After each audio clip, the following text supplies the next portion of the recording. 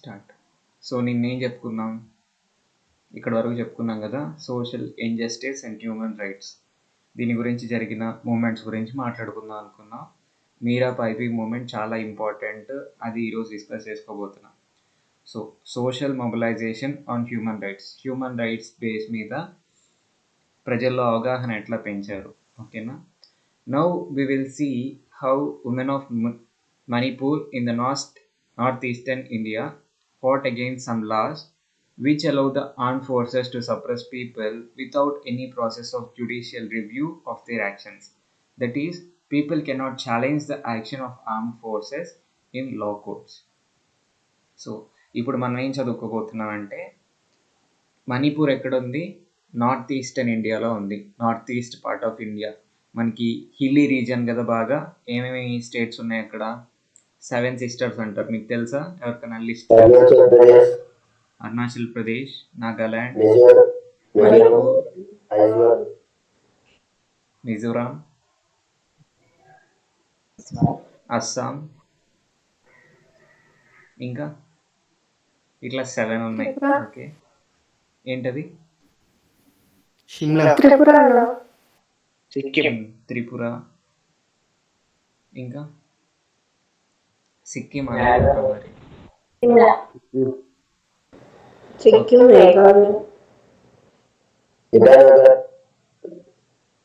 Okay okay, ఇంకా ఇట్లా north eastern part of India ఇది. దాంట్లో మనకి మణిపూర్ కూడా ఉంది. అక్కడ ఏంటి అంటే ఆర్మ్డ్ ఫోర్సెస్ ఉండేవాళ్ళు, అంటే ఆర్మీ ఉండేది అక్కడ. రీజియన్లో సెక్యూరిటీ అదంతా మెయింటైన్ చేయడానికి ఆర్మీ ఉండేది. ఆర్మీకి కొన్ని పవర్స్ ఉన్నాయి. మైక్ ఆఫ్ చేసుకోండి అందరూ, వాహిని. ఆర్మీకి కొన్ని పవర్స్ ఉన్నాయి. ఎట్లా అంటే, హలో, అందరికీ కనిపిస్తుందా స్క్రీన్?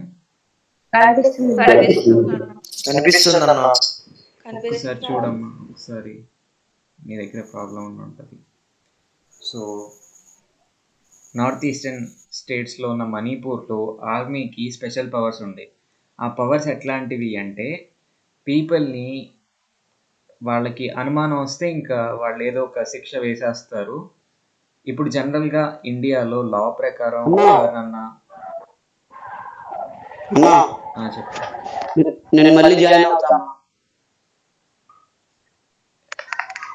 ఓకే బ్రో,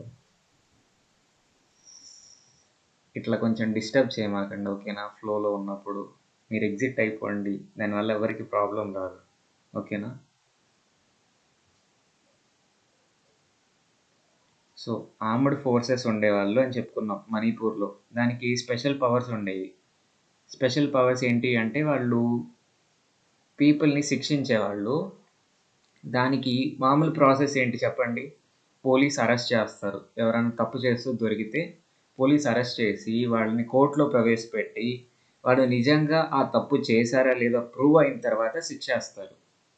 కానీ ఇక్కడ అట్లా కాకుండా ఆర్మ్డ్ ఫోర్సెస్కి కొంచెం అనుమానం వచ్చినా కూడా వాళ్ళు ఇష్టం వచ్చినట్టు చేసేవాళ్ళు. అంటే పీపుల్ కోర్టుకి వెళ్ళి ఆర్మ్డ్ ఫోర్సెస్ మీద కేసు పెట్టే అవకాశం ఉండేది కాదు. అంటే ఆర్మ్డ్ ఫోర్సెస్కి ఎదురుగా వాదించే అవకాశం ఉండేది కాదు. ఆర్మ్డ్ ఫోర్సెస్కి ఎవరైనా తప్పు చేస్తున్నారు అనిపిస్తే చాలు, వాళ్ళని తీసుకొచ్చేయటం, ఏదో ఒకటి చేసేయటం, అట్లా చేసేవాళ్ళు. అర్థమైందా ఇంతవరకు? సో ఇప్పుడు few articles from human rights are listed below. Human రైట్స్లో, మన కాన్స్టిట్యూషన్లో ఇచ్చిన హ్యూమన్ రైట్స్ కొన్ని కింద మనకి ఇచ్చారు. ఈ సెక్షన్ని 2 times చదవాలంట, ఓకేనా. ఇదంతా 2 times చదవాలి. చదివి ఎప్పుడెప్పుడు చదవాలంటే, ఫస్ట్ ఇప్పుడు చదువుకుంటా వెళ్ళి ఈ ఆర్టికల్స్ అన్నీ చదువుకుంటా వెళ్ళి, తర్వాత ఈ మీరా పైపింగ్ మూమెంట్ చదివిన తర్వాత మళ్ళీ వెనక్కి వచ్చి ఇక్కడ ఇచ్చిన ఆర్టికల్స్లో, ఇక్కడ ఇచ్చిన హ్యూమన్ రైట్స్లో ఏ హ్యూమన్ రైట్స్ వయలేట్ అయినాయి. వయలేట్ అవ్వటం అంటే తెలుసు కదా, దాన్ని ఫాలో అవ్వకుండా దానికి అగెయిన్స్ట్గా చేయటం. అర్థమైందా? మన లాలో ఒకటి చెప్తే దానికి వ్యతిరేకంగా చేసామనుకోండి, దాన్ని వయలేట్ చేయటం అంటారు. సో ఇవన్నీ మన కాన్స్టిట్యూషన్లో ఉన్న ఆర్టికల్స్. సో మీరా పైపింగ్ మూమెంట్ చదివిన తర్వాత, అక్కడ మణిపూర్లో ఉన్న సిచ్యువేషన్ చదివిన తర్వాత ఈ ఆర్టికల్స్లో వేటిని వాళ్ళు ఫాలో అవ్వలేదు, వాలేట్ చేశారు అనేది మనం కనుక్కోవాలి. అర్థమైంది కదా అందరికీ? సో ఫస్ట్ ఆఫ్ ఆల్ ఆర్టికల్స్ని అర్థం చేసుకుందాం. Everyone has the right to life, Liberty and security of person. ప్రతి ఒక్కరికి జీవించడానికి రైట్ ఉంది, ఫ్రీడమ్కి రైట్ ఉంది. లిబర్టీ అంటే ఏంటి? ఫ్రీడమ్. నెక్స్ట్ది వాళ్ళకి ఏమి హామ్ కలగకుండా సెక్యూరిటీకి కూడా రైట్ ఉంది. అర్థమైందా? ఎవరు కాపాడాలి? పీపుల్ని గవర్నమెంటే కాపాడాలి, కంట్రీలో ఉన్న పీపుల్ని, వాళ్ళకి ఏమి హామ్ జరగకుండా. ఇది ఆర్టికల్ 3. ఇది పేరాస్ లైన్స్ కొంచెం మీరు ఇది ఒకసారి కాపీ చేసి పేస్ట్ చేశారంటే నెట్లో ఈజీగా దొరుకుతాయి ఆన్సర్స్, లేకపోతే మీ మెటీరియల్స్లో ఉంటాయి. నేనైతే చూడలేదు, సో మీరు రాసుకోండి. అది విషయం మాత్రం నేను చెప్తాను. నెక్స్ట్ది ఆర్టికల్ 5లో no one shall be subjected to torture or to cruel, inhuman or degrading treatment or punishment.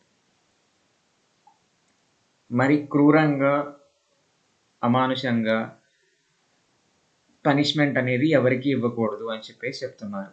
ఓకేనా? నెక్స్ట్ది all are equal before law and are entitled without any discrimination to equal protection of law. ప్రతి ఒక్కళ్ళు లా కింద సమానమే. ఓకేనా? ఇండియాలో ఉన్న ప్రతి ఒక్క హ్యూమన్ బీయింగ్ ఉంటారు కదా, ప్రతి ఒక్కళ్ళు. ఆఖరికి ఇండియాకి హెడ్ అంటే ఎవరు చెప్తారు చెప్పండి? ఎవరు ఇండియాకి హెడ్ అంటే? ప్రైమ్ మినిస్టరా, ప్రెసిడెంటా? President. So head of the state కూడా లా కింద సేమే అందరితో పాటే. అతను ఒక తప్పు చేస్తే తక్కువ శిక్ష అట్లేం ఉండదు, అందరూ ఈక్వల్. ఓకేనా? సో డిస్క్రిమినేషన్, ఏం వ్యత్యాసాలు లేకుండా అందరినీ ఈక్వల్ లాగే ట్రీట్ చేస్తుంది లా అనేది. ఆల్ ఆర్ ఎంటైటిల్డ్ టు చెప్పండి. According to Article 5, based on the what they discuss, sir, అంటే ఏ తప్పు చేస్తే దాన్ని బట్టి పనిష్మెంట్ ఇస్తారు కదా సార్. పనిష్మెంట్స్ మరీ ఇన్హ్యూమన్గా ఉండవు అనుకుంటా. మేబీ పనిష్మెంట్ ఇస్తున్నారు, కానీ ఇక్కడ దాని గురించి మాట్లాడాల. అర్థమైందా? శిక్ష చేసిన దాన్ని బట్టి పనిష్మెంట్ ఇస్తామనే మాట చెప్పలేదు కదా ఇప్పుడు ఆర్టికల్ 5లో. పనిష్మెంట్ అనేది, ట్రీట్మెంట్ అనేది క్రూయల్గా, ఇన్హ్యూమన్గా ఉండకూడదు అని చెప్పేసి అంటున్నారు. ఆఖరికి మన వాళ్ళు ఊరేసినా కూడా అది క్రూయల్గా ఉండదు. చూడండి ఒకసారి, దాని గురించి చదవండి. ఉరి శిక్ష వేస్తారు కదా, ఆఖరికి దాన్ని కూడా క్రూయల్గా చేయరు. అదేదో సినిమాలో, ఏంటిది, సైరా సినిమాలో ఆఖరికి తలని కూడా అలాడదీస్తారు కదా, అది ఇన్హ్యూమన్నెస్, అది అంతా అమానుషంగా చేస్తున్నారు అంటాము. అట్లాంటివి ఏమీ ఉండవు పనిష్మెంట్లో అని చెప్తున్నారు. నేను అండర్స్టాండ్ చేసుకుంది. ఎందుకంటే నువ్వు చెప్పినట్టు పనిష్మెంట్ ఇస్తారు కదా, మరి ఎవరైనా తప్పు చేస్తే పనిష్మెంట్ ఇస్తారు, బట్ అవి ఇన్హ్యూమన్గా ఉండవు అనేది నా ఫీలింగ్. నెక్స్ట్ది article 7. All are entitled to equal protection against any discrimination in violation of this declaration and against any incitement to such discrimination. ఇట్లా అందరూ ఈక్వలే అని చెప్తున్నాం కదా లా కింద. దీనికి కాకుండా ఎవరన్నా డిస్క్రిమినేట్ చేశారనుకోండి, అందరినీ లా అనేది ప్రొటెక్ట్ చేస్తుంది, డిస్క్రిమినేషన్ లేకుండా చూస్తుంది, ప్రొటెక్ట్ చేస్తుంది. ఎవరైనా డిస్క్రిమినేట్ చేశారు అంటే పీపుల్కి మధ్య, వాళ్ళు పనిషబుల్ లా కింద. చెప్పు. డిస్క్రిమినేషన్ అంటే ఎవరైనా చెప్తారా? డిస్క్రిమినేషన్ అంటే ఏంటో? ఈక్వాలిటీ చూపించకపోవటం, ఒక్కొక్కరిని ఒక్కొక్కలాగా చూడటం, ఒకళ్ళు ఎక్కువ ఒకళ్ళు తక్కువ అన్నట్టు చూడటం. ఉమెన్ తక్కువ, వాళ్ళు గొప్పోళ్ళు కాదు, మగవాళ్ళే గొప్పోళ్ళు అనే ఫీలింగ్ ఏంటి అంటే జెండర్ డిస్క్రిమినేషన్ అది. ఓకేనా? అట్లానే చాలా ఉంటాయి. క్యాస్ట్ బేస్ మీద డిస్క్రిమినేషన్, కలర్ బేస్ మీద డిస్క్రిమినేషన్, ఇవన్నీ ఉంటూ ఉంటాయి. ఓకేనా? సో అట్లాంటి డిస్క్రిమినేషన్ ఏది చూపించినా అది పనిషబుల్. ఓకే, నెక్స్ట్ది article 9. No one shall be subjected to arbitrary arrest, detention or exile. ఎవరిని కూడా ఆర్బిటరీ అంటే కారణం లేకుండా, కన్ఫ్యూజన్తో, వాళ్ళకి ఫుల్ ఇప్పుడు తప్పు చేశాడు అనిపిస్తే ప్రశాంతంగా వెళ్ళి లాకర్లో పెట్టి, ఏమంటారు దాన్ని, పోలీస్ స్టేషన్ లాకర్లో పెట్టి తీసుకెళ్ళి కోర్టులో ప్రవేశపెట్టి అక్కడ తప్పు అని తేలితేనే ఏమన్నా చేయాలి. ఓకేనా? కారణాలు లేకుండా, వారెంట్స్ లేకుండా అరెస్ట్ చేయటము, డిటెన్షన్ అంటే బంధించటం, అరెస్ట్ చేయటం, బంధించటం అండ్ దేశం నుంచి వెలివేయటం. ఎక్సైల్ అంటే ఏంటి? వెలివేయటం దేశం నుండి. ఇట్లాంటివి ఏమీ చేయకూడదు కారణం లేకుండా, ఫిక్స్డ్ ప్రూఫ్ లేకుండా. ఓకేనా? Article 10 everyone is entitled. చెప్పండి. ఆర్టికల్ 7 ఒకసారి చెప్తారా బ్రో? అర్థం కాలేదు. ఏం లేదు, అందరినీ ఈక్వాలిటీతో లా కింద అందరూ ఈక్వలే. అట్లా ఈక్వల్ కాదు, ఒకళ్ళు ఎక్కువ ఒకళ్ళు తక్కువ అన్నట్టు ఎవరన్నా బిహేవ్ చేస్తే దాన్ని లా ఒప్పుకోదు. అక్కడ ఇచ్చింది ఒకలాగా, దాన్ని కొంచెం మార్చి చెప్తున్నా మీకు అర్థం కావడానికి. సేమ్ మీనింగ్ వస్తుంది. లా ఇప్పుడు లా కింద అందరూ ఈక్వలే, అట్లా కాదు ఒకళ్ళు ఎక్కువ ఒకళ్ళు తక్కువ అన్నట్టు ఎవరన్నా ట్రీట్ చేశారనుకోండి, వాళ్ళు పనిషబుల్. ఓకేనా? Okay bro. సో పనిషబుల్ ఎందుకంటున్నానంటే ఇక్కడ ఏమి ఇచ్చారు? ప్రొటెక్ట్ చేస్తున్నారు. అందరి ఈక్వాలిటీని ఎవరు ప్రొటెక్ట్ చేస్తున్నారు? లా ప్రొటెక్ట్ చేస్తుంది. అందరూ ఈక్వల్ అని చెప్పేసి అనే విషయాన్ని లా ప్రొటెక్ట్ చేస్తుంది. దాన్ని ఎవరు వయోలేట్ చేస్తారో దాన్ని పనిష్ చేస్తుందని కదా దాని మీనింగ్. ఇది నెక్స్ట్ది article 10 everyone is entitled in full equality for a fair and public hearing by an independent and impartial tribunal. Tribunal అంటే ఏంటి తెలుసా ఎవరికన్నా? కోర్టు ఉంది కదా, కోర్టు వినిపిస్తుందా? ఇంపార్షియల్, పార్షియాలిటీ అంటే ఒక్కొక్కరిని ఒక్కోలా చూడటాన్ని పార్షియాలిటీ అంటాం. ఇంపార్షియల్ అంటే అందరినీ సమానంగా చూసే ఒక కోర్టు. ఇండిపెండెంట్ కోర్టు దగ్గరికి పబ్లిక్ హియరింగ్ అంటే వాళ్ళకి కావాల్సిన వాళ్ళందరినీ తెచ్చుకోవచ్చు. పబ్లిక్లో జరుగుతుంది ఇదంతా. వాళ్ళు ఏమనుకుంటున్నారు అనేది చెప్పొచ్చు. ఫెయిర్గా, ట్రాన్స్పరెంట్గా ఎదురుగా జడ్జితో మాట్లాడగలుగుతారు. ఇట్లాంటి దాన్ని ఎవరు ప్రొవైడ్ చేస్తున్నారు? మనకి కాన్స్టిట్యూషన్, లా అనేది ప్రొవైడ్ చేస్తుంది. ఈక్వల్గా ప్రతి ఒక్కరికి ఈ అవకాశం ఉంది. ఎవరన్నా వచ్చి అరెస్ట్ చేసి లోకంలో పెట్టి అట్లా చేసే అవకాశం లేదు. ఎవరైనా నిన్ను అరెస్ట్ చేస్తే నువ్వు వెళ్ళి డైరెక్ట్గా జడ్జితో మాట్లాడే అవకాశం నీకుంది. ఓకేనా? In the determination of his or her rights and obligations and of any criminal charge against him. So డైరెక్ట్గా ఈ ఇంపార్షియల్ ట్రిబ్యునల్కి ఎదురుగా నుంచొని, ఇంపార్షియల్గా ఉండే కోర్టుకి ఎదురుగా నుంచొని తన రైట్స్ గురించి, ఆబ్లిగేషన్స్ గురించి, తన ఇష్టాల గురించి అండ్ తన మీద ఏమన్నా క్రిమినల్ ఛార్జ్ మోపబడితే దాని గురించి మాట్లాడుకోగలిగే ఫ్రీడమ్ అనేది ఉంది. ఓకేనా? రైట్ అనేది ఉంది. నెక్స్ట్ది అర్థమైందా? ఇది ఆర్టికల్ 10. డైరెక్ట్గా అరెస్ట్ చేయలేరు, నిన్ను కోర్టుకి తీసుకెళ్తారు. ఆ కోర్టులో నువ్వు అకారణంగా అరెస్ట్ చేశారా లేకపోతే నిజంగా కారణంతో అరెస్ట్ చేశారా నీ గురించి నువ్వు మాట్లాడుకోవచ్చు. ఆ రైట్ అనేది నీకుంది. కారణం లేకుండా అరెస్ట్ చేసి లాకప్ చేసేసి దేశం నుంచి వెలివేయటం ఇట్లాంటివి చేయలేరు. నెక్స్ట్ది article number 12 no one shall be subjected to arbitrary interference with his or her privacy, family, home or correspondence, nor to attacks upon his honor and reputation. So ఎవరి ప్రైవసీ అంటే మీకు తెలిసే ఉంటుంది. ప్రతి ఒక్కరికి పర్సనల్ విషయాలు కొన్ని ఉంటాయి. పబ్లిక్గా మనం ఒకలాగా ఉంటాం అండ్ పర్సనల్గా ఒకలాగా ఉంటాం. ఆ పర్సనల్ విషయాలు ఎవరికి తెలియకూడదు అని అనుకుంటాం యాక్చువల్గా. ఇప్పుడు ఫ్యామిలీలో కొన్ని విషయాలు ఉంటాయి, కొన్ని ఇబ్బందులు, అవన్నీ అవి బయటికి తెలియకుండా జాగ్రత్త పడుతూ ఉంటాం. ఓకేనా? సో ఇంటి విషయాలు అండ్ మనం ఏదన్నా ఫోన్లో మాట్లాడుతున్నాం అనుకోండి, ఫోన్లో ఏ ధైర్యంతో మాట్లాడతాము? ఎవ్వరు మన ఫోన్ కన్వర్జేషన్ వినరు. నువ్వు ఎవరితో మాట్లాడుతున్నావు వాళ్ళు మాట్లాడేది నువ్వు వింటావు, కానీ మీ మధ్యలో ఎవ్వరు వినరు అని నమ్మకంతోనే మనం ఏదైనా కొంచెం ఇంపార్టెంట్ విషయాలన్నా మాట్లాడుకుంటూ ఉంటాం. సో దీన్నే ప్రైవసీ అంటాము. ఓకేనా?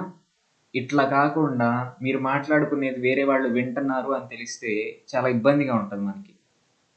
సో ఈ ప్రైవసీని ప్రొటెక్ట్ చేస్తుంది లా అనేది. ప్రైవసీని ప్రొటెక్ట్ చేయటం అంటే మన సెల్ఫ్ రెస్పెక్ట్ ఏదైతే ఉందో, మన గౌరవం ఏదైతే ఉందో ప్రతి మనిషికి ఉంటుంది. సో దాన్ని లా అనేది కాపాడుతూ ఉంటుంది. ఇప్పుడు ప్రశాంతంగా మీరు ఇంట్లో ఉన్నారనుకోండి, తలుపులు బద్దలు కొట్టుకొని పోలీసులు రాకూడదు ఇంట్లోకి. ఫర్ ఎగ్జాంపుల్ చెప్తున్నా, అది లాకి ఎగెయిన్స్ట్గా ఉన్నట్టు. సిచ్యువేషన్ని బేస్ చేసుకొని ఉంటుందిలే. సో ఎవరు అట్లా ఇంటర్ఫియర్ అవ్వలేరు, అది లాకి ఎగెయిన్స్ట్గా ఉన్నట్టు. ఓకేనా? Everyone has the right to the protection of law against such interference or attacks. Law అనేది ప్రతి ఒక్కళ్ళ ప్రైవసీని ప్రొటెక్ట్ చేస్తుంది. ఇట్లా వేరే వాళ్ళు వచ్చి వాళ్ళ ప్రైవసీని కానీ పర్సనల్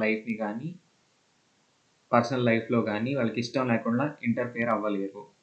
ఓకేనా? నెక్స్ట్ ఇది అర్థమైందా అందరికి? ఆర్టికల్ నెంబర్ 12 సింపుల్, ఒక లైన్లో చెప్పాలంటే మన ప్రైవసీని లా అనేది ప్రొటెక్ట్ చేస్తుంది అంతే. Okay, next article number 13(1). Everyone has the right to freedom of movement and residence with in the borders of each state. ఇక్కడ స్టేట్ అంటే కంట్రీ అనే మీనింగ్ వచ్చిందంట. వీళ్ళు ఏం చెప్తున్నారు అంటే మన కంట్రీ మొత్తం మీద ఎక్కడికైనా వెళ్ళొచ్చు, ఫ్రీడమ్ ఆఫ్ మూవ్మెంట్ ఉంది, ఎటైనా వెళ్ళొచ్చు. నువ్వు కంట్రీ బయటికి అంటలేదు, కంట్రీ లోపల నీ ఇష్టం వచ్చినట్టు తిరగవచ్చు హ్యాపీగా. ఓకేనా? ఫ్రీడమ్ ఉంది, అది ఫ్రీడమ్ అంటే. So second article 13(2). Everyone has the right to leave any country including his own and return to his or her country. So ఇప్పుడు ఇండియాలో ఉండటం ఇష్టం లేదనుకో, హ్యాపీగా వెళ్ళిపోండి ఇండియాలో నుంచి, ఇబ్బంది ఏం లేదు అంటారు. లేదు వేరే కంట్రీలో ఉండటం ఇష్టం లేదు, టిబెట్లో ఉండటం ఇష్టం లేదు, వేరే కంట్రీ, మీకు ఇష్టమైన కంట్రీకి మీరు వెళ్ళిపోండి హ్యాపీగా. ఓకేనా? సో ఇట్లా ఉంటుంది. ఇవన్నీ ఆర్టికల్స్ మన కాన్స్టిట్యూషన్లో ఉన్నాయి. ఇక్కడ మణిపూర్ స్టోరీ మనం మాట్లాడుకుందాం తర్వాత. ఈ ఆర్టికల్స్లో మనకు అన్ని హ్యూమన్ రైట్స్ గురించి మాట్లాడారు కదా. సింపుల్గా హ్యూమన్ రైట్స్, మనకున్న రైట్స్ గురించి మాట్లాడారు.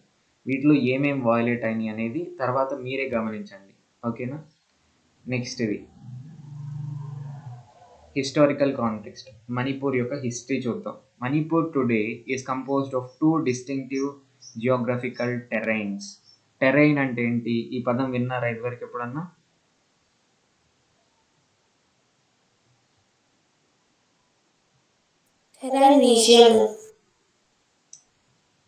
టెరైన్ రీజియన్ అని విన్నారా? సో మిగతా వాళ్ళందరూ ఏం చేస్తున్నారు? మేల్కొనే ఉన్నారా? నేను కొంచెం నెమ్మదిగా చెప్తున్నా ఈరోజు, అంత ఓపిక లేక. హలో, ఉన్నారా అందరూ? ఒకసారి హ్యాండ్ రైస్ చేయండి. ఓకే, టెరైన్ అంటే భూమి. ఓకే, భూమి ఎట్లా ఉంది అని చెప్పేది టెరైన్. ఒక్కొక్క చోట హిల్స్ ఉంటాయి, కొండలు ఉంటాయి, దాన్ని హిల్లీ టెరైన్ అంటాం. ఒక్కొక్కసారి బురదగా ఉంటుంది, దాన్ని ఏమంటాం? ఏదో అంటారు కదా మీరు,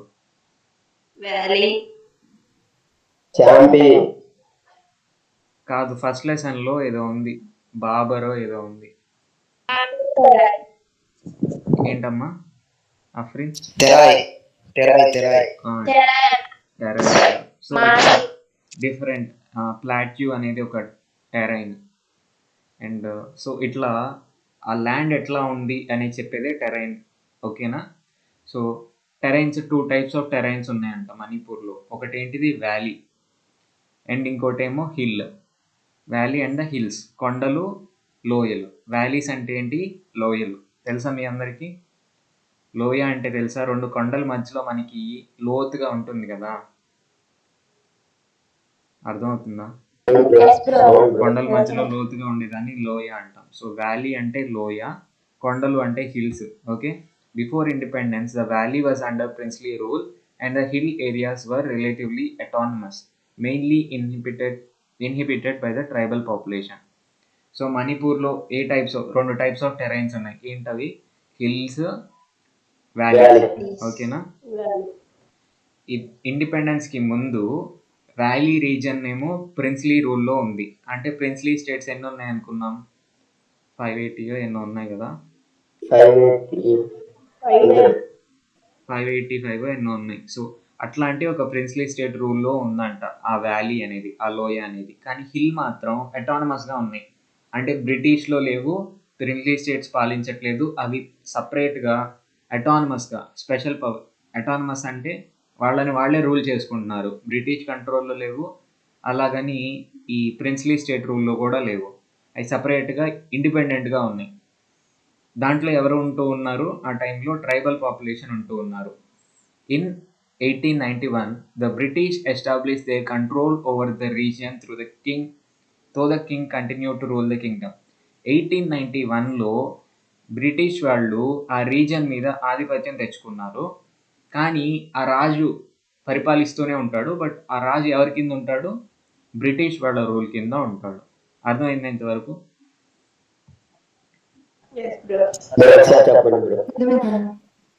ఇక్కడ 1891లో బ్రిటిష్ వాళ్ళు ఏదో యుద్ధం చేసి ఈ రీజియన్ని వాళ్ళ కంట్రోల్లోకి తెచ్చుకున్నారు. కానీ కింగ్ని అట్లానే ఉంచారు. అంటే ఆ కింగ్ ఆ రీజియన్ని పరిపాలిస్తూ ఉంటాడు. ఎవరి కింద పరిపాలిస్తూ ఉంటాడు? బ్రిటిష్ వాళ్ళ కింద. బ్రిటిష్ ఓకేనా? అది ఇక్కడ చెప్పింది. The king hill bro region hilly region లేకపోతే వ్యాలీ వ్యాలీ రీజియన్? రీజియన్ అన్న.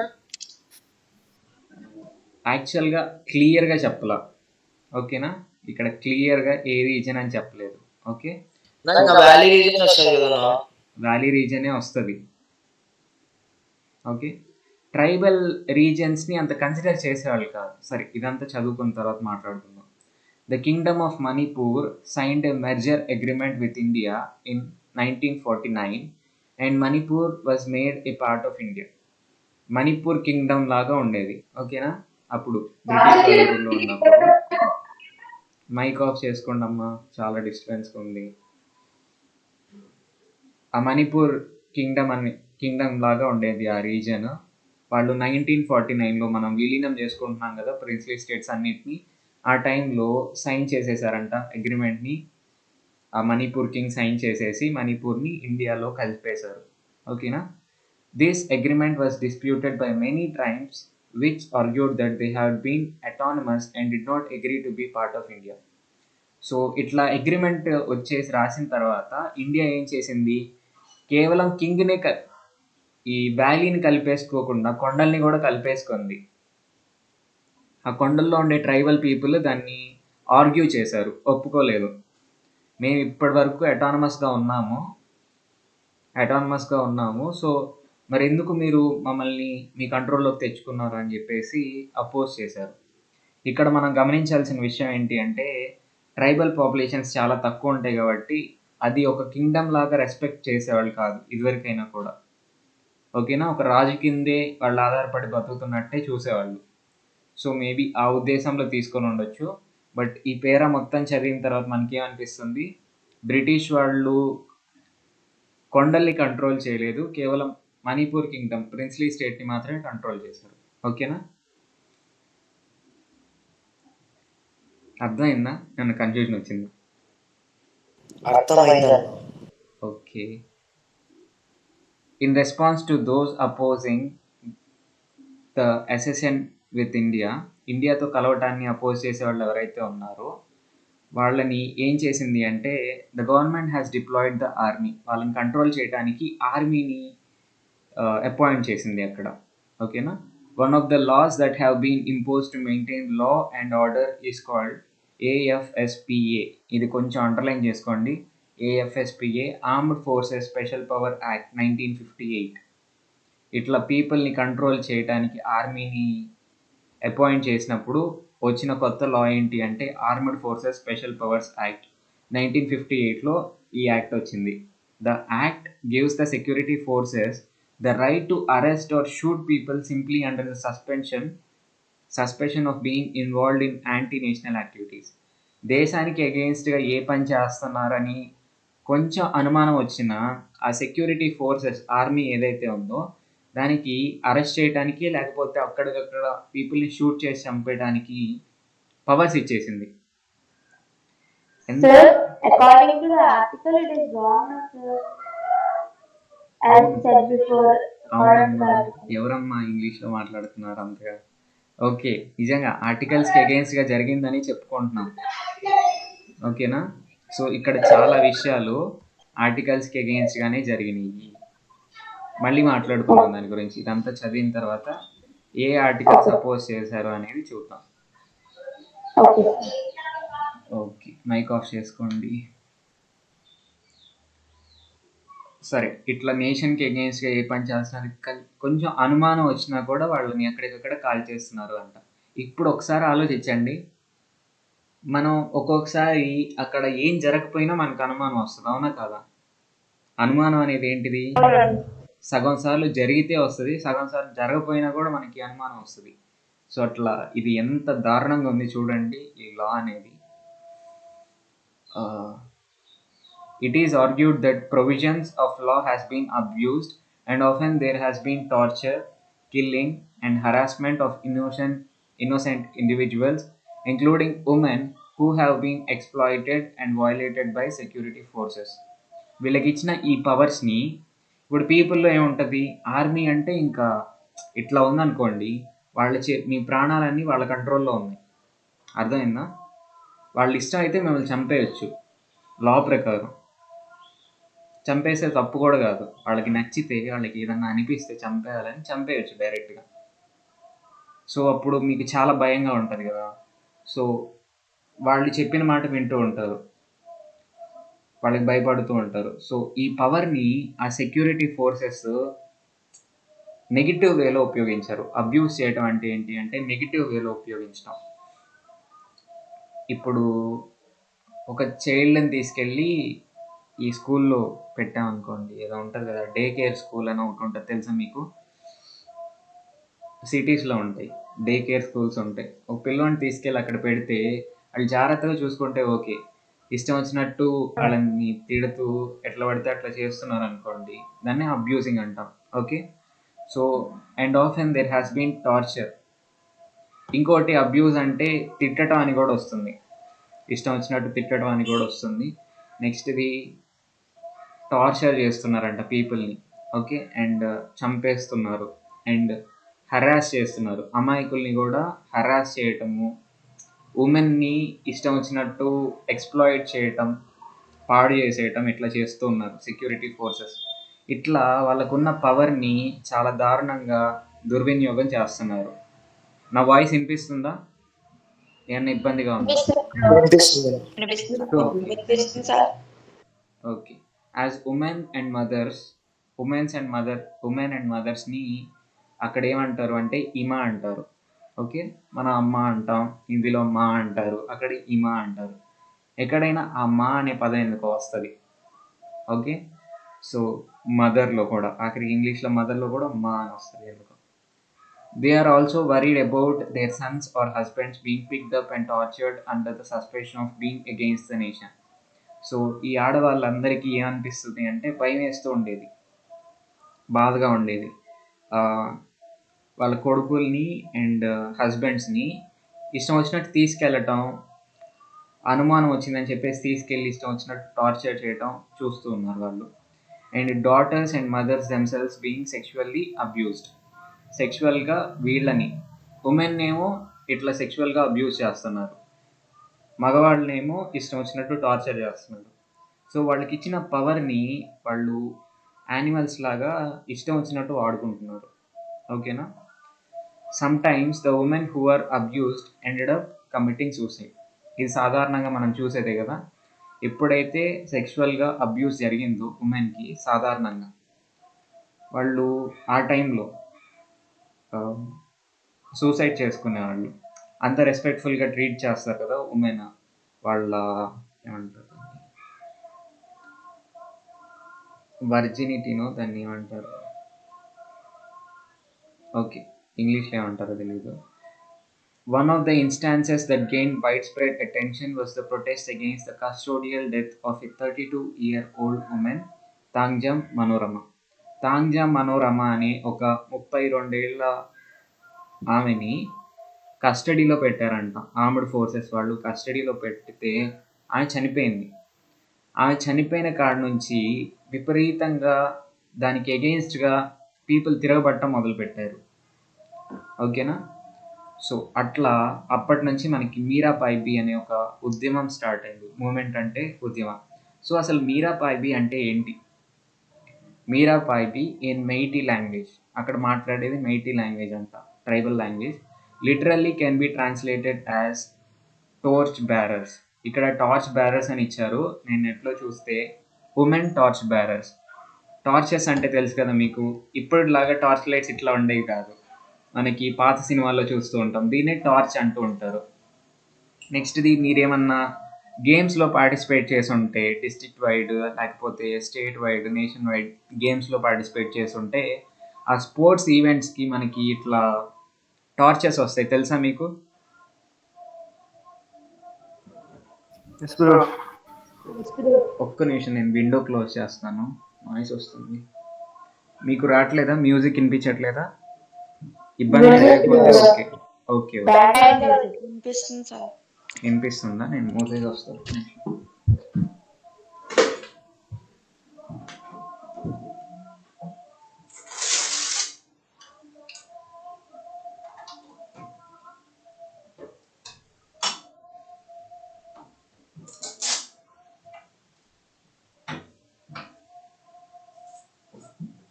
పొద్దునే క్లోజ్ చేద్దాం అంటేనేమో బాగా ఇంకా ఎయిర్ సర్క్యులేషన్ లాగా ఇక్కడ చాలా ఇబ్బంది ఉంటుంది 1 అవర్ కూర్చున్నప్పుడు. ఓకే, సో వీటిని టార్చెస్ అంటాము.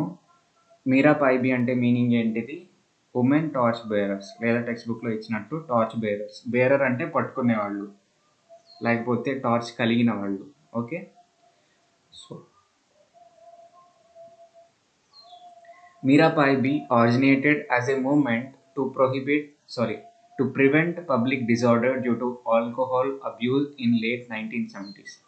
మీరాబాయి మూమెంట్ అసలు ఫస్ట్ ఎట్లా స్టార్ట్ అయింది అంటే ఆల్కహాల్ అబ్యూస్ వల్ల, అంటే విపరీతంగా ఆల్కహాల్ తాగటం వల్ల, ఎవరైనా కానీ మగవాళ్ళైనా ఆడవాళ్ళైనా విపరీతంగా ఆల్కహాల్ తాగటం వల్ల, ముఖ్యంగా మగవాళ్ళే కదా, సో విపరీతంగా ఆల్కహాల్ తాగటం వల్ల సొసైటీలో చాలా ప్రాబ్లమ్స్ వస్తూ ఉంటాయి. పబ్లిక్ డిజార్డర్ అంటే ఏదో ఇబ్బందులు వస్తూ ఉంటాయి, సరిగ్గా సవ్యంగా ఉండదు సొసైటీ, చాలా ప్రాబ్లమ్స్ ఉంటూ ఉంటాయి. సో దానికి ఎగెయిన్స్ట్గా ఈ మీరా పైబి మూమెంట్ అనేది స్టార్ట్ అయింది 1970s. But it soon became a movement for human rights with the massive deployment of Indian armed forces to counter the armed movement for Manipuri independence in early 1980s. 1980s స్టార్టింగ్లో ఇప్పుడు మణిపూర్ వాళ్ళకి ఇష్టం లేదు కదా ఇండియాలో కలిసిపోవడం. మీకు గుర్తుంది కదా, మణిపూరి ట్రైబల్ పీపుల్కి ఇష్టం లేదు ఇండియాలో కలిసిపోవడం, కానీ ఇండియా వాళ్ళకి ఇష్టం లేకపోయినా కలిపేసుకుంది. కరెక్ట్ కాదు ఇది. ఓకే, సో ఇట్లా కలిపేసుకోవడం వాళ్ళకి ఇష్టం లేదు కాబట్టి వాళ్ళు ఇండిపెండెన్స్ కోసం ఉద్యమాలు చేస్తూ ఉండేవాళ్ళు. ఆర్మ్డ్ మూమెంట్ అంట, వాళ్ళు ఏం మామూలుగా ప్రశాంతంగా ఉద్యమాలు చేయట్లేదంట, ఇష్టం వచ్చినట్టు అనిపించిన పోలీసుల మీద పడటము, వాళ్ళని షూట్ చేయటము, అటాక్ చేయడం, ఇట్లా చేస్తున్నారు. సో ఆ ఆర్మడ్ మూమెంట్ని శాంతింపజేయడానికి గవర్నమెంట్ ఏం చేస్తుంది, ఇండియన్ ఆర్మడ్ ఫోర్సెస్ని దించిందంట 1980sలో మణిపూర్లోకి. మ్యాసివ్ డిప్లాయ్మెంట్ అంటే కొన్ని ఆర్మడ్ ఫోర్సెస్ కాదు, చాలా ఎక్కువ అమౌంట్లో దించిందంట ఆర్మీని. It was also at a time when the state was declared a disturbed area and sweeping powers in the name of AFSPA. Full form ఏంటి? AFSPA, Armored Special Powers Act. Easy కదా, armed forces special powers act was given to the Indian armed forces. ఇక్కడ ఆ టైంలో ఇట్లా వాళ్ళు ఉద్యమం చేస్తున్నారు కదా ఇండిపెండెన్స్ కోసం, కాబట్టి దాన్ని డిస్టర్బ్డ్ ఏరియా లాగా డిక్లేర్ చేశారు. నేను ఇందాక నెట్లో చూస్తే ఆశ్చర్యం వేసింది, ఆఖరికి ఇప్పుడు 2020 ఇప్పటికి కూడా మణిపూర్ని డిస్టర్బ్డ్ ఏరియా లాగే ట్రీట్ చేస్తున్నారంట. ఓకే, స్వీపింగ్ పవర్స్ అంటే ఏంటి అంటే డిక్టేటర్ అంటే ఎవరో తెలుసా? ఫ్యాసిజంలో ఉంటాడు బ్రో. ఫేసిస్ట్ డిక్టేటర్స్ అంటాం. కింగ్ అంటే డిక్టేటర్ కాదు. కింగ్ లాగా ఉండి ప్రజలకి సర్వీస్ చేసిన వాళ్ళు మన హిస్టరీలో చాలా మంది ఉన్నారు. సో కింగ్ అంటే డిక్టేటర్ అనుకోమాకండి. డిక్టేటర్ అంటే అతని గురించి అతను ఆలోచిస్తారు, అతని ఆలోచనలు, అతని మైండ్ సెట్, ఇంకా ప్రజల గురించి, పక్కన వాళ్ళ గురించి, వాళ్ళ ఫీలింగ్స్ గురించి ఏం ఆలోచించరు. సో అట్లాంటి డిక్టేటర్కి ఉండే పవర్స్నే స్వీపింగ్ పవర్స్ అంటాం. అన్ని పవర్స్ అతని చేతుల్లోనే ఉంటాయి. ఇంకా అట్లాంటి పవర్స్ ఇచ్చింది ఇప్పుడు ఎవరికి? Armed forces. పవర్సే AFSPA పవర్స్. ఓకేనా, ఆ పవర్స్ ఎవరికి ఇచ్చింది? ఆర్మీకి ఇచ్చింది, స్పెషల్ పవర్స్ని ఇచ్చింది. This resulted in frequent military operations and human rights violations. ఈ పవర్స్ ఇచ్చిన కాడ నుంచి ఫ్రీక్వెంట్గా మిలిటరీ ఆపరేషన్స్ చేయటం, అంటే ఏదో ఒక చిన్న చిన్న యుద్ధాలు లాంటివి చేయడము, అండ్ హ్యూమన్ రైట్స్ని విపరీతంగా వయలేట్ చేస్తున్నారు అనేది మనం ఇందాక చదువుకున్నాం. The Meira Paibi responded instantly with protest demonstrations. So ఇది స్టార్ట్ అయిన కాడ నుంచి వెంటనే రెస్పాండ్ అయింది, ఇట్లా ఆడవాళ్ళని ఇట్లా ఇబ్బంది పెడుతున్నారు అండ్ వాళ్ళు సూసైడ్స్ చేసుకొని చచ్చిపోతున్నారు, అండ్ ఒక ఆమె అయితే లాకప్లోనే చచ్చిపోయింది, మగవాళ్ళనేమో టార్చర్ చేస్తున్నారు ఇష్టం వచ్చినట్టు తీసుకెళ్ళి. ఇట్లా చూసిన వెంటనే మీరా పైబీ మూమెంట్ ఇదివరకు దేనికోసం ఉంది, ఆల్కహాల్ కోసం ఉంది, ఆల్కహాల్కి అగెయిన్స్ట్గా ఉంది ఇదివరకు.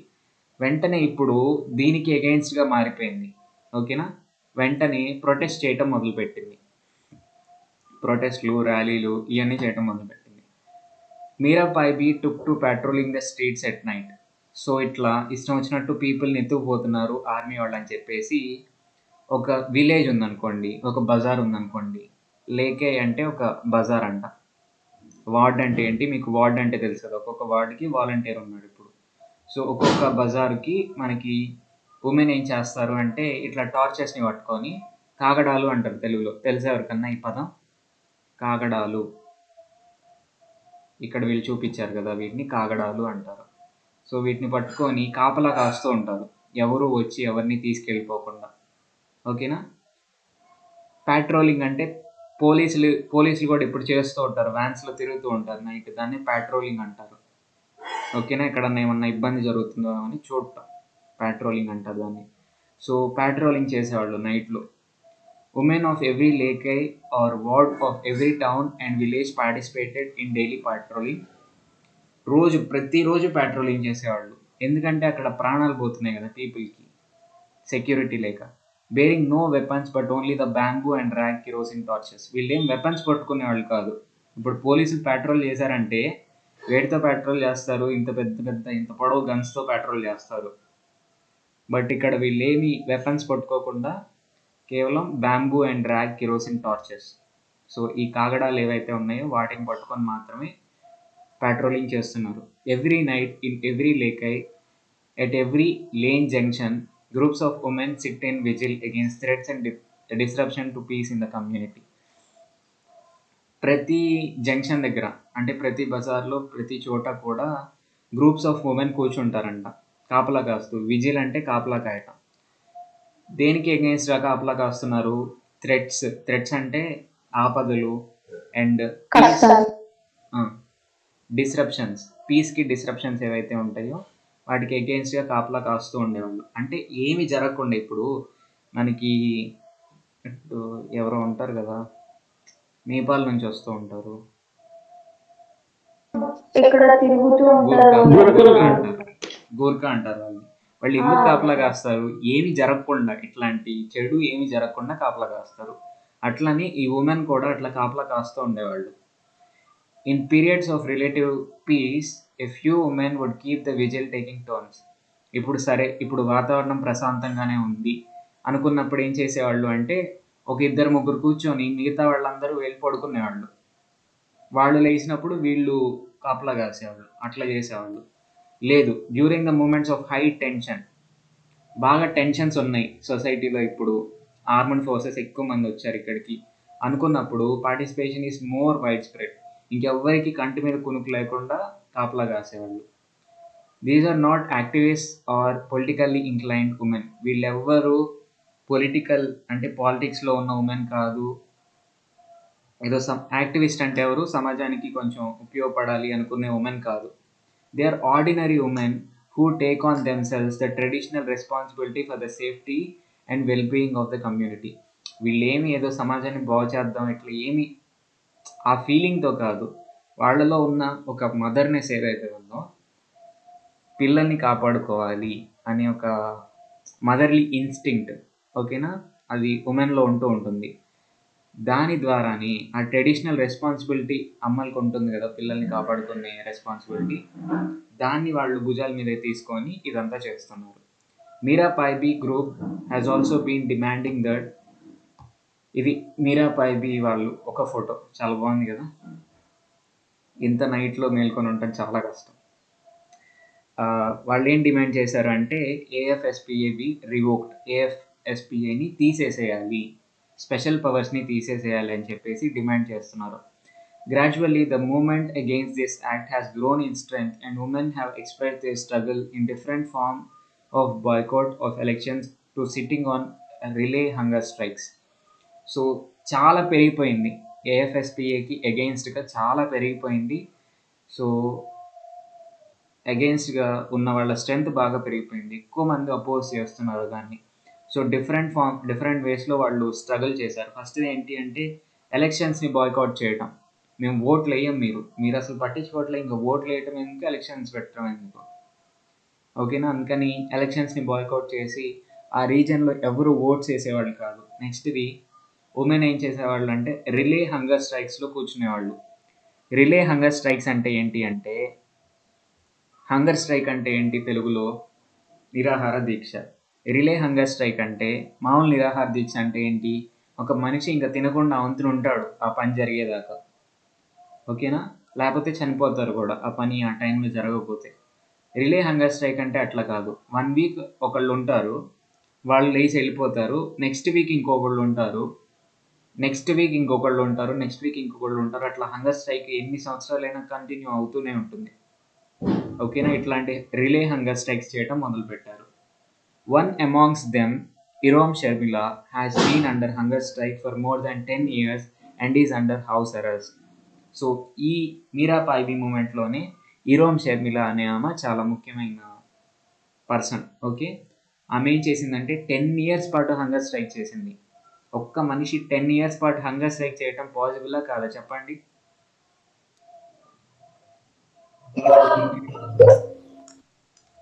ఒకసారి ఆలోచించండి.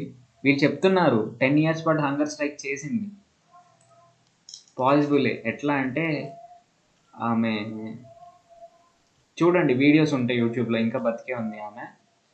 సో హౌస్ అరెస్ట్ అంటే ఇంకా పోలీస్ వాళ్ళు చుట్టూ కాపలాగా వస్తూ ఉంటారు ఆమెకి, అండ్ ఆమె ఫుడ్ తీసుకోదంట అసలు. మొన్న ఈ మధ్య ఒక్కసారి అయిపోయినట్టుంది హంగర్ స్ట్రైక్ ఆమెది, నేను న్యూస్లో చూశాను. అప్పటి వరకు హనీ తీసుకుంటుందంట, కొంచెం హనీ వాటర్ తీసుకుంటుందంట రోజు పొద్దున. హనీ వాటర్ తీసుకొని బాగా యోగా చేస్తుందంట, కంటిన్యూస్గా యోగాసనాలు చేస్తూ ఉంటుందంట. పోలీస్ చెప్పారు, ఆమె దగ్గర ఉండే పోలీసు. అస్సలు ఫుడ్ తీసుకోదంట, అసలు అంత ఏం మాట్లాడదు, బాగా రెస్ట్ తీసుకుంటుంది. అండ్ ఎప్పుడన్నా హెల్త్ ఇప్పుడు బాగా సరిపోదు కదా, ఉట్టి హనీ అంటే సరిపోదు బాడీ ప్రాసెస్ అన్నీ జరగటానికి.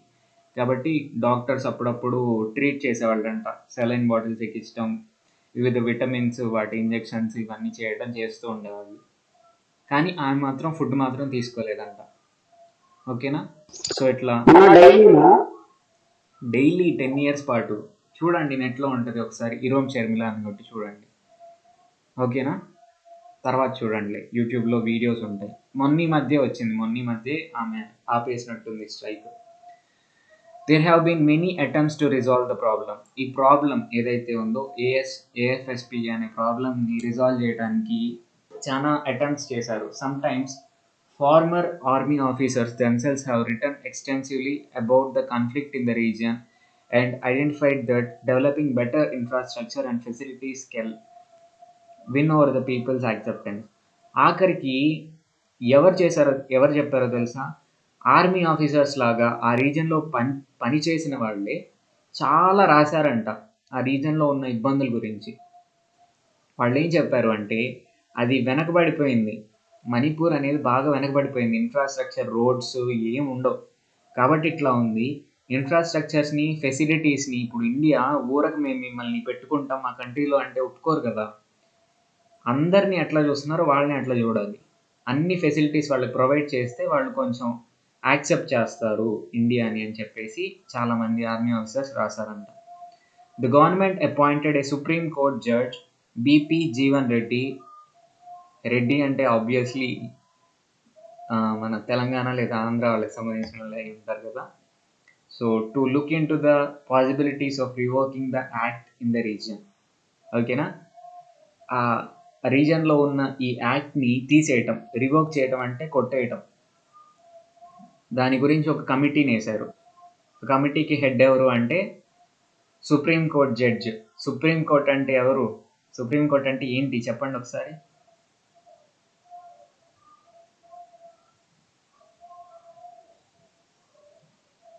పాట పాడినా హ్యాపీ నిద్రపోతారా? హైకోర్టు తర్వాత సుప్రీంకోర్టు అన్ని కోర్ట్స్ లో పెద్దది. ఇండియాలోనే సుప్రీం కోర్ట్ అంటే ఇంకా దాని తర్వాత ఇంకేం కోర్ట్ లేదు, అదే highest court in India. Okay, దాని యొక్క జడ్జ్ అంటే తీర్పు ఇచ్చేవాళ్ళు. కోర్టులో ఏదో చిన్న వ్యక్తి కాదు, ఆ కోర్టులో సుప్రీం కోర్టులో తీర్పు ఇచ్చే వ్యక్తి బిపి జీవన్ రెడ్డిని కమిటీకి హెడ్ లాగా చేశారు. Even though the committee has submitted it report, a final solution has not yet been arrived at. ఆ కమిటీ ఇంకా రిపోర్ట్ని సబ్మిట్ చేసింది ఈ ఏఎఫ్ఎస్పిని తీసేయాలి అని చెప్పేసి, కానీ ఇప్పటికీ కూడా సొల్యూషన్ ఇవ్వలేదు. నేను చూశాను నెట్లో, అంటే టెక్స్ట్ బుక్ రాసి ఛానల్ అవుతుంది కదా, ఇప్పటికన్నా ఇచ్చారా అని. సో నాకైతే క్లియర్ ఆన్సర్ దొరకలేదు.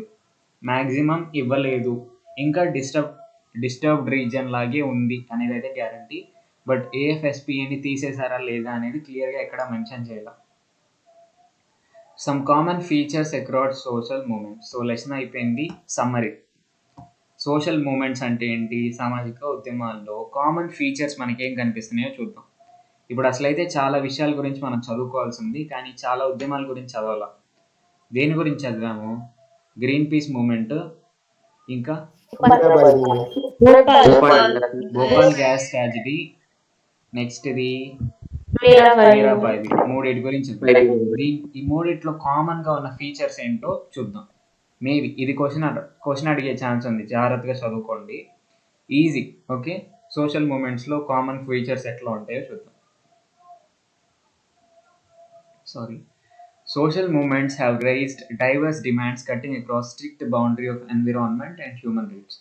ఈ ఎన్విరాన్మెంట్, పర్యావరణము అండ్ హ్యూమన్ రైట్స్ అంటే మానవ హక్కులు, ఈ విషయాల్లో ముఖ్యంగా సోషల్ మూమెంట్స్ అనేవి ఈ విషయాల్లోనే జరిగినాయి. ఓకేనా? Their arguments borrow from these different principles. So కింద ఇప్పుడు చెప్పబోయే ప్రిన్సిపల్స్ మీద వాళ్ళు ఆర్గ్యుమెంట్ చేశారు, అంటే వాదించారు. You may notice that Mahalia and Luther King too were raising elements of human rights ideals while raising the questions of environment and equality. Mahaliya అంట, వీళ్ళ గురించి మనం చదువుకోలేదు కదా, సో అది కొంచెం పక్కన పెట్టండి ఒక్క లైన్. ఇక్కడ ఏమంటున్నారంటే వీళ్ళిద్దరూ అంట హ్యూమన్ రైట్స్ గురించి మాట్లాడుతూనే ఎన్విరాన్మెంట్ గురించి, ఈక్వాలిటీ గురించి మాట్లాడారంట. ఓకేనా? In some context movements resist changes that are forced upon them. కొన్ని కాంటెక్స్ట్లో, కొన్ని విషయాల్లో ఏంటి అంటే ఒక మార్పుని ఒప్పుకోవు, దానివల్ల మూమెంట్స్ వస్తాయి. అర్థమైందా? ఏదైనా ఒక మార్పుని తీసుకొచ్చింది అనుకో గవర్నమెంట్, ఆ మార్పుని పీపుల్ ఒప్పుకోరు, అక్కడి నుంచి ఒక ఉద్యమం అనేది స్టార్ట్ అవుతుంది. ఎగ్జాంపుల్ చెప్పండి, రీసెంట్గా జరిగింది ఒకటి. పంజాబ్లో రైతు మనకి లోకల్ది కొంచెం, వైజాగ్ స్టీల్ ప్లాంట్. గవర్నమెంట్ ఒక డెసిషన్ తీసుకుంది, ఆ డెసిషన్ పీపుల్కి నచ్చలేదు, అంటే ఒక చేంజ్ని గవర్నమెంట్ తీసుకొచ్చింది, ఫోర్స్డ్ చేంజ్ని తీసుకురావాలనుకుంది, అది పీపుల్కి నచ్చక ఉద్యమం జరిగింది. సో కొన్నిసార్లు ఏమో చేంజ్ని పీపుల్ ఒప్పుకోరు, అట్లాంటి టైంలో ఉద్యమం జరుగుతుంది. ఇంతవరకు అర్థమైందా? Okay. Others like Martin Luther King or Mirabai demand for change. Martin Luther King ఎవరు అంటే బ్లాక్స్కి వైట్స్కి రేషియల్ డిస్క్రిమినేషన్ అనేది ఉండేది కదా, ఇదివరకు డిస్క్రిమినేషన్ అనేది ఉండేది, బ్లాక్స్ని తక్కువగా చూసేవాళ్ళు. అట్లా చూడకూడదు అని చెప్పేసి చేంజ్ని కోరుకున్నారు వాళ్ళు, ఈక్వాలిటీ రావాలి పీపుల్లో. అంటే మీరాబాయి మూమెంట్ ఏం డిమాండ్ చేసింది? మార్పు రావాలి, హ్యూమన్ రైట్స్ రావాలి, ఇట్లా ఉండకూడదు, ఇట్లా క్రూయల్గా ఉండకూడదు పీపుల్ పట్ల అని ఈ Martin Luther king equality demand చేశారు. మీరాబాయి మూమెంట్ కూడా ఏం డిమాండ్ చేసింది? ఈ హ్యూమన్ రైట్స్ని డిమాండ్ చేసింది, అంతే, ఏం లేదు. సో వీళ్ళు చేంజ్ కోరుకున్నారు, మార్పుని కోరుకుంటున్నారు, వీళ్ళేమో దానికి ఉద్యమం చేస్తున్నారు, మార్పు కోసం ఉద్యమం చేస్తున్నారు. సో కొన్ని ఉద్యమాలు ఏం కనిపిస్తున్నాయి, చేంజ్ వస్తే ఆ చేంజ్ని ఒప్పుకోకుండా ఉద్యమాలు చేస్తున్నారు కొంతమంది. కానీ కొన్ని ఉద్యమాలు ఏంటి అంటే చేంజ్ కోసం ఉద్యమాలు జరుగుతూ ఉన్నాయి. ఈ 2 points అర్థమైనాయా? Yes, bro. Social movements often distance from individual political parties and are more united under a single cause. ఈ సామాజిక ఉద్యమాలు ఏవైతే ఉన్నాయో అవి పొలిటికల్ పార్టీస్కి సంబంధించి ఉండవు. ఏదో ఒక కారణం వల్ల, ఒక కాజ్ వల్ల చాలా రకాల పీపుల్ ఒక దగ్గరకు వచ్చి ఉద్యమం చేస్తూ ఉంటారు. పొలిటికల్ పార్టీస్కి వీటికి సంబంధం ఉండదు. మేబీ ఒక పొలిటికల్ పార్టీ మొత్తం దానికి సపోర్ట్ ఇవ్వచ్చు, అంతేగాని ఇక్కడ సెంటర్ ఆఫ్ అటెన్షన్ అనేది పాలిటిక్స్ అనేవి ఉండవు. ఒక సామాజికమైన కారణం అనేది ఉంటుంది. ఆ కారణాన్ని దృష్టిలో పెట్టుకొని ఉద్యమం చేస్తూ ఉంటారు. Often their programmes were envisage through participatory and democratic manner. ఈ సామాజిక ఉద్యమాల్లో వాళ్ళు చేసే పనులు ఏవైనా కూడా, హంగర్ స్ట్రైక్స్ ఇవన్నీ కూడా డెమోక్రటిక్ మేనర్లో వాళ్ళు ప్లాన్ చేస్తూ ఉంటారు. అందరికీ ఎక్కువ మందికి ఏది ఇష్టమైతే అదే చేస్తూ ఉంటారు వాళ్ళు. Social movements arise when people of a region or of a cause feel that their expectations have been unmet by the larger political systems that is prevalent in the country. దేశంలో ఉన్న పొలిటికల్ సిస్టమ్స్ ఇవన్నీ వాళ్ళ ఎక్స్పెక్టేషన్స్కి తగ్గట్టు పనిచేయట్లేదు అనుకోండి. People యొక్క ఎక్స్పెక్టేషన్కి తగ్గట్టు government అనేది పనిచేయనప్పుడే ఈ సోషల్ మూమెంట్స్ అనేవి పుట్టుకొస్తూ ఉంటాయి అని చెప్తున్నారు. అర్థమైందా? ఏమన్నా క్వశ్చన్స్ ఉన్నాయా? అర్థమైంది బ్రో. Okay, thank you. ఏమైనా క్వశ్చన్స్ ఉంటే అడగండి, చెప్తాను.